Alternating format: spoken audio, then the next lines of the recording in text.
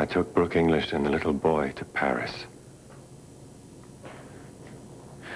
If they landed in France, they could be in Switzerland by now. I doubt it. Paris wasn't their final destination, was it, Ian? All I know is a man met them at the plane. I'd never seen him before. He didn't tell me his name.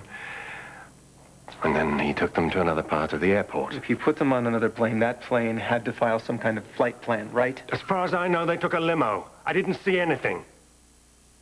I was told to take off as soon as I'd refueled. Each operative only knew his part of the plan. I know how it works, Edmund. I was just hoping against hope. Well, we may have to accept that Dimitri has the advantage. I don't have to accept anything. I'm not about to let your brother steal my son. Whoa. Yes. She trusts you. I'm her uncle. Aren't your uncle? Wasn't it something I read somewhere? You have to forgive me, I'm so out of the loop. Living in Pigeon Hollow, I only get the paper once a week, and that's if Helmer remembers to pick it up. You were her, you had custody, right? You were her father for a while there. Yes. There was a time when everyone believed, the courts included, that I was Madeline's father, and Madeline and I got to know each other, didn't we, darling? Right, when you kidnapped her. Mm-hmm. You found out that Edmund was the father, and you ran away with her all the way to Hungary, wasn't it? Yes, Dixie, Edmund and I have resolved all of that. Yes. Well, Edmund is certainly a forgiving man. First you sleep with his wife, and then she gets killed, and then you decide to run away with his child. Boy, I'm just wondering how you're going to explain all that to her when she grows up. I'm just curious, because she's going to find out. She's going to want to know who gave you permission to trash her life like that. Madeline has always been loved and cared for. That will not be an issue. Spoken like a man who doesn't have children. That's what happens, Dimitri. They grow up, they look around at the mess you've made of their life, and they think, why?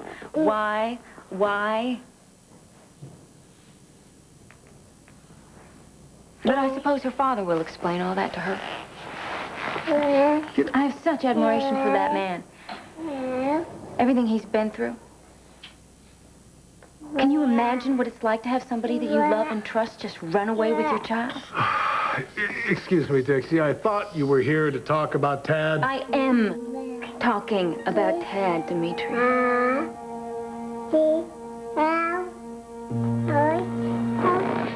Brooke is in the room. And you saw her there with your own two eyes? Yeah, and she's laughing with some kid. Now, she's supposed to be at death's door. Keith, don't you think it's possible in this age of miracles that maybe they shot her full of some kind of antibiotic and she actually does feel better? Oh, please, I think this whole thing is a fake. She saw how the trial was going and she panicked. Now, with the help of her ex-husband and his family, she decided to hide out in a hospital room to avoid prosecution. Scott, if I screw this thing up, Kelsey, don't panic. My grandfather's gonna lose his license. My uncles are gonna go to jail. My whole family is gonna go to jail. Kelsey, you did the best you could. Given your addiction to chocolate. Stop, I'm serious. No, I know you are. But there's nothing we can do about it right now. And it's gonna be all right. Listen, as soon as they leave, I'm gonna leave, and then you can go back to being the perfect patient. It's gonna be fine. And if it isn't? I'll visit you in jail. Promise? I promise. It's all right. The kid in there with her had on no mask, no gloves, and no gown. Keith, I just find it so hard to believe that Joe Martin would risk his reputation and the reputation of this hospital, a hospital he has dedicated his entire life to over something like this. Jack, I respect your opinion of these people and your affection for them, too, but that does not change what I saw and what I feel in my gut. Now, something ain't right here. Keith, it's such a long shot that he would be... All I'm asking for is a hearing. What you're asking for is to be able to question Brooke English. That's the only way we'll find out the truth.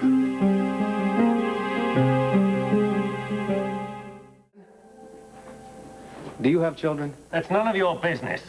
3. You know what I'm going through. I have an idea. Is there anything you can tell me? Anything at all? Anything he might have left out? I wish there were.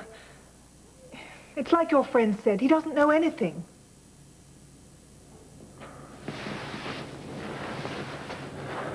Thank you. We appreciate your cooperation. Anytime. Chad, I've got some people in Paris. It doesn't matter. We don't have time. McClain is already chomping at the bit. If we don't get her back in 48 hours, he's going to know it's a hoax. When that happens, most of my family's going to go to prison. Brooke is still going to be a fugitive. I'm never going to see my Tad, son. I know what's at stake. Good. And you'll understand when I lock your brother in the family crypt and leave him there till he tells me what I need to know. I wish that would work, but he is stubborn. He has to win. Well, I guess that makes two of us. Dixie, what does Maddie have to do with Tad? Don't be dense, Dimitri. You know exactly what I'm talking about. I'm afraid I don't. And as enjoyable as this little meeting was, I'm afraid it's time. You know, you just don't want to get it, do you? Although, why that should surprise me, I don't know. Adam is as thick as a post when he wants to be, which is the point, isn't it? You just don't want to see what you've done. Good day, Dixie. Why don't you tell him, sweetheart? Why don't you tell him what it's like to be taken away from everything that you know and trust? It's terrible to be a child when the grown-ups are going crazy, isn't it? One minute you're all safe and warm. Madeline has always been safe. Well, what was it like then for you, Dimitri, when you found out that they were going to come and get her? Did you wake up in the middle of the night? Did you run down to her room, open it up only to see that the crib was empty, that she was gone? And then you realize? That's it. It's a terrible feeling, isn't it? It's like something crawled into your stomach and died. How do you think Dad feels?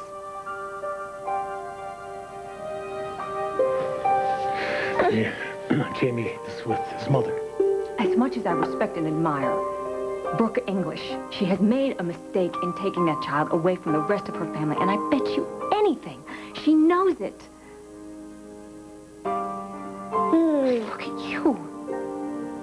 You're living in your brother's house just to be close to this little girl. Oh, who can blame me? She's so precious. And there's so little time.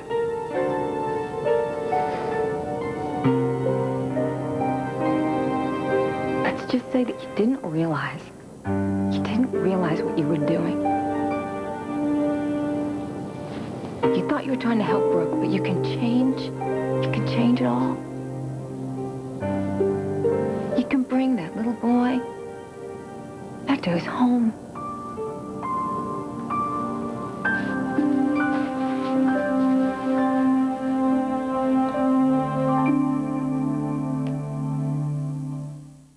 That she has a dangerously high fever and that she's highly contagious. So why do you feel you can't just go to Joe and say, Joe, this is what I saw. What's up? If I'm right, and this is a conspiracy to avoid prosecution, he'd simply lie. That's a lonely world, my friend. A world without trust. Let's just say, as a newcomer to this town, I don't trust anybody. Except you.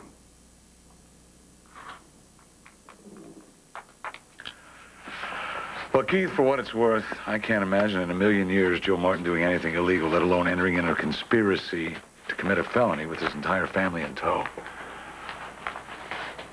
But, as I've told you all along, this is your case. So I suppose you'll be serving Trevor and Belinda first thing tomorrow morning and putting the court on notice that you intend to ask for an order to examine Brooke English.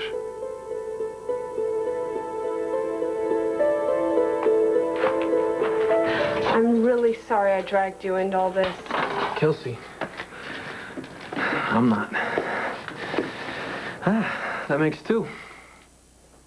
To what? 2 times we shared the same blanket. It's a lot nicer without Ryan and Jillian. Yeah. Well, I'm gonna come see you tomorrow.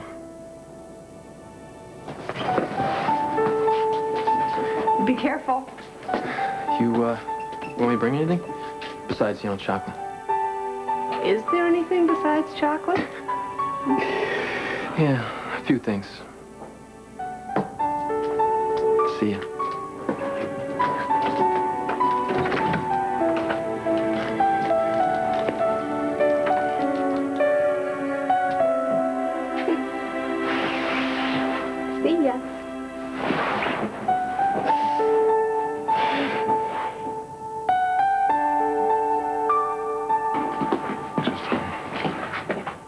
Dixie.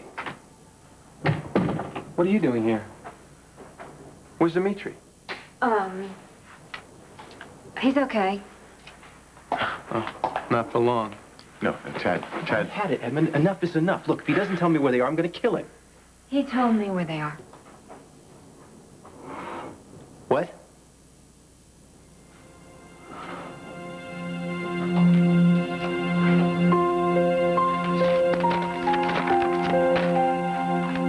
Ukraine. Through Hungary, of course. No extradition.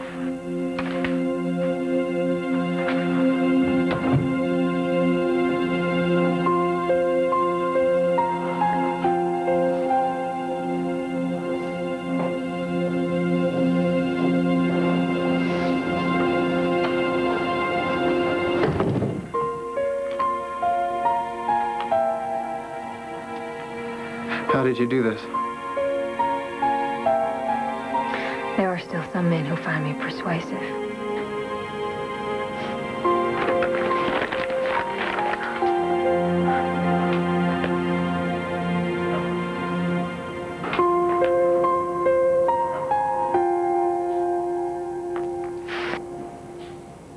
Come on. You better get going.